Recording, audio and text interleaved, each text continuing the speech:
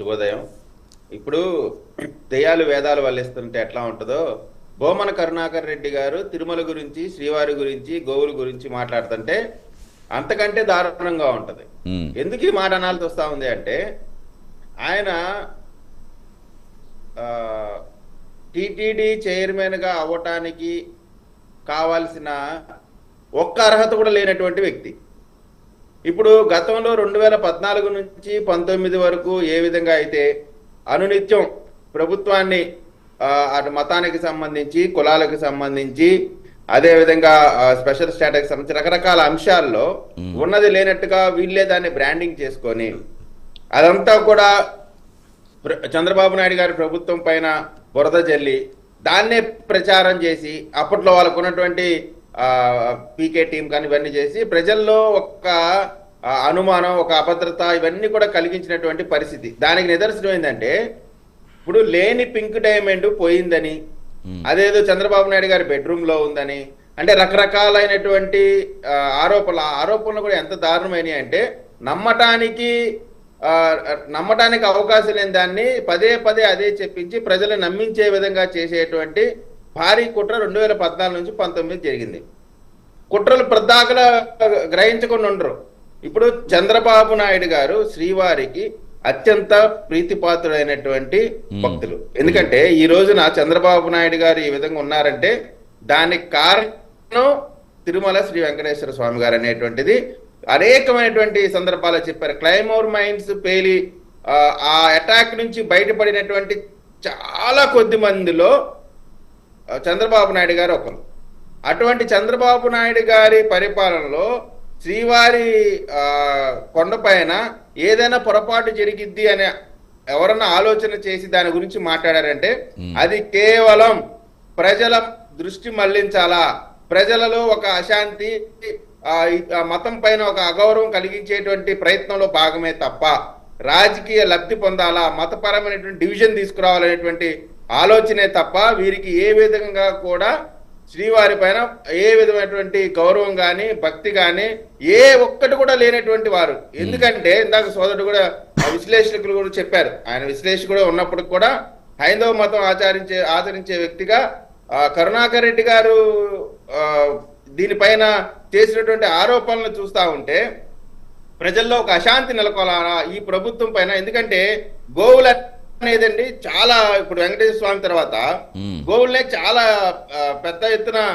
ప్రజలు అవును గోమాతని దైవంగా కొలుస్తారు. గోవుల కీలక పాత్ర కూడా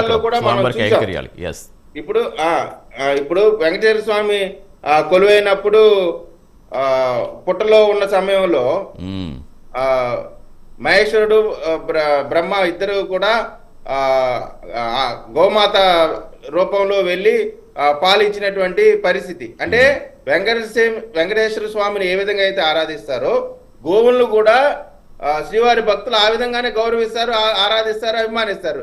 కాబట్టి వెంకటేశ్వర స్వామిని అడ్డంగా పెట్టుకొని చేయాల్సినటువంటి అరాచకాలన్నీ అయిపోయి ఇప్పుడు గోవుల్ని అడ్డంగా పెట్టుకొని వాటి మరణాల పైన వీళ్ళు రాజకీయం చేస్తా ఉన్నారు. అందుకనే నేనేం చెప్తా ఉన్నా అంటే 1/4/2024 అప్పుడు EO Dharma Reddy, TTD chairman Karunakar Reddy గారు విజిలెన్స్ రిపోర్ట్ వచ్చింది. విజిలెన్స్ రిపోర్ట్ లో ఏమని వచ్చింది? వీరు నాసి రకం మందులు సరఫరా చేశారు, నాసి రకం దానా సరఫరా చేశారు, దానివల్ల 1.3 కోట్ల రూపాయల అవినీతి జరిగింది. అంతేకాకుండా అనేకమైనటువంటి గోవులు కూడా ఆ రోజు మరణించడం జరిగింది. కారణం కూడా వారు ఆ విజిలెన్స్ రిపోర్ట్ లో చెప్పారు. సగటున 15 ఆవుల వరకు వయోపారం కానీ రకరకాల కారణాలతో 15 వరకు చనిపోయేటువంటి అవకాశం ఉందనేటువంటిది అందరూ కూడా ఎప్పటి నుంచో వస్తున్నటువంటి అంశం. వాస్తవంగా చనిపోయిన నంబర్ కాకుండా ఎక్కువగా చెప్పడం ద్వారా ప్రజల్లో ఒక భీతావైన వాతావరణం కలిగించాలా, భయం కలిగించాలా, ప్రత్యేక ఏదో జరిగిపోతుంది, మీరు ఇది కేవలం అంటే కేవలం రాజకీయ లబ్ధి కోసం చేసినటువంటి ఆరోపణలు ఒకటి. రెండోది, వారు ఆచరించేది క్రైస్తవ మతం. ఎవరికి ఇష్టమైన మతమైనా ఆచరించవచ్చు, రాజ్యాంగం మనకు ఆ హక్కులు ఇస్తుంది.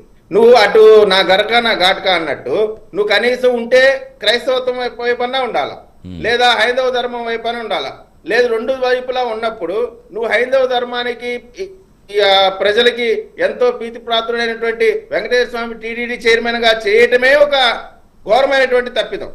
అటువంటి తప్పిదాలు చేసిందే కాకుండా మళ్ళీ తిరుమల కేంద్రంగా రాజకీయాలు చేస్తున్నారంటే వీరిని ఏమనాలా ప్రజలు ఆలోచన చేయాల్సినటువంటి అవసరం ఉంది. ఎందుకంటే ఇవాళ చంద్రబాబు నాయుడు గారి కిరణ్ గారు తిరుమల రాజకీయాలకు వాడొద్దు అని మీరే చెప్తున్నారు, మళ్ళీ ఛాలెంజ్లు మీరే విసురుతున్నారు అని వైసీపీ వాళ్ళు చెప్తున్నారు. ఇప్పుడు ఆ ఛాలెంజ్ స్వీకరించాక మేము వస్తామంటే హౌస్ అరెస్టులు చేస్తున్నారు, దేనికి ఇదంతా చేస్తారని అని ప్రశ్నిస్తారు, దానికి ఏం చెప్తారు?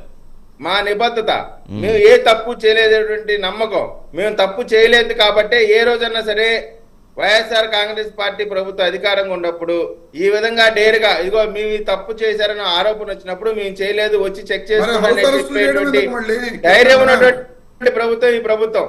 కాబట్టి ఇప్పుడు కరుణాకర్ రెడ్డి గారిని రమ్మన్నప్పుడు కరుణాకర్ రెడ్డి గారు రావాలా, అలా కాకుండా లోకల్ గా ఉన్నటువంటి వందల మంది వేల మందిని పోగు చేసుకొని మెసేజ్లు పెట్టుకుని ఒక డ్రామా క్రియేట్ చేసేటువంటి ప్రయత్నం నిన్నటి నుంచి జరుగుతుంది. కాబట్టి దానికి సంబంధించినటువంటి పోలీసు చేయాల్సినటువంటి కార్యక్రమాలు దాన్ని ఏదో తప్పులాగా అదే నిజంగా ఆయనకు చిత్తశుద్ధి ఉంటే అందరికి ఫోన్లు చేసి మెసేజ్లు పెట్టి అందరు రండి మనం కొండపైకి వెళ్ళాలని చెప్పి చెప్పాల్సినటువంటి అవసరం ఉంది.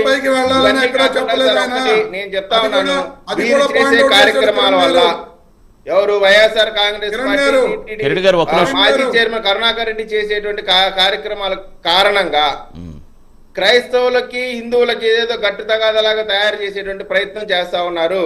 ఈ రోజున ఆంధ్రప్రదేశ్ రాష్ట్రంలో క్రైస్తవులు గాని ముస్లింలు గాని హిందువులు గాని స్వేచ్ఛగా వారి వారి కార్యకలాపాలు చేసుకునేటువంటి అవకాశం ఉంది. వారికి భద్రత కల్పిస్తున్నటువంటి ప్రభుత్వం ఈ ప్రభుత్వం.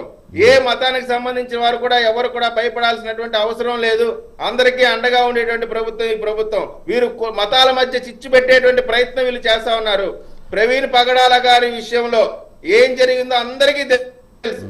వాళ్ళ మాజీ ఎన్ఎస్యుఐ రాష్ట్ర అధ్యక్షుడు ఏ విధంగా మాట్లాడాడు, అజయ్ కుమార్ అనే పాస్టర్ ఏ విధంగా మాట్లాడాడు. అసలు పాస్టర్ అనే వాళ్ళు క్రైస్తవత్వం అంటే క్షమించడానికి క్షమించడమే ప్రధానమైనటువంటి ఇదిగా ఉండేటువంటి మతం క్రైస్తవ మతం. క్షమాపణే అది ప్రధానంగా చెప్తా ఉంటది. అటువంటి క్రైస్తవ మతంలో ఉన్నటువంటి వీళ్ళు నరికేస్తాం, బైబిల్ పక్కన పెడితే ఊచకొత్తం. వీళ్ళు ఈ విధంగా మాట్లాడి ఇది క్రైస్తవులకి హిందువులకి మధ్యన గొడవలాగా చేసేటువంటి ప్రయత్నం చేశారు. ప్రవీణ్ పగడాల గారి మరణం వెనక్కు కూడా దాన్ని కూడా వీళ్ళు రాజకీయంగా వాడుకునేటువంటి ప్రయత్నం చేశారు. అంటే ఈ రోజు వరకు మా పార్టీకి సంబంధించిన కిరణ్ అనే ఒక చిన్న కార్యకర్త తప్పుగా మాట్లాడితే 24 గంటలు గడవక ముందే అతను అరెస్ట్ చేసి ముఖానికి ముసుకేసి, అంటే సహజంగా డకాయిటీలకి లేదా పెద్ద పెద్ద నేరాలు చేసిన వాళ్ళకి ఆ ముసుగులేసి అరెస్ట్ చేసేటువంటి పరిస్థితి. కానీ ఒక చిన్న కార్యకర్త దానికి బీజం ఎవరు?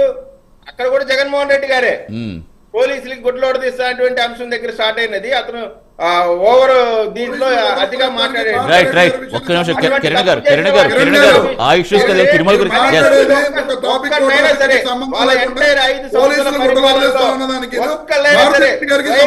మంత్రులు వాళ్ళకి మంత్రి పదవులు ఇచ్చారు. ఇంకా సిగ్గు లేకుండా తిరుమల శ్రీ వెంకటేశ్వర స్వామి గారిని ఈ అంశాల్లో తీసుకొచ్చి రాజకీయ లబ్ధి పొందే వీళ్ళని నేను గతంలో కూడా చెప్పానండి, వైఎస్ఆర్ కాంగ్రెస్ పార్టీ రాజకీయ పార్టీగా ఉండటానికి అర్హత లేదు. ఆ పార్టీని రాజకీయ పార్టీ గుర్తింపు రద్దు చేయాల్సినటువంటి అవసరం ఉంది. కిరణ్ గారు ఒక్క నిమిషం. రమేష్ గారు షార్ట్ బ్రేక్ తీసి మళ్ళీ కంటిన్యూ చేద్దాం. అసలు ఈ మతపరమైన అంశాలని రాజకీయాల్లోకి లాగడం ఎంతవరకు కరెక్ట్? కంటిన్యూ చేద్దాం. షార్ట్ బ్రేక్ తీసుకుని స్టే విత్ us.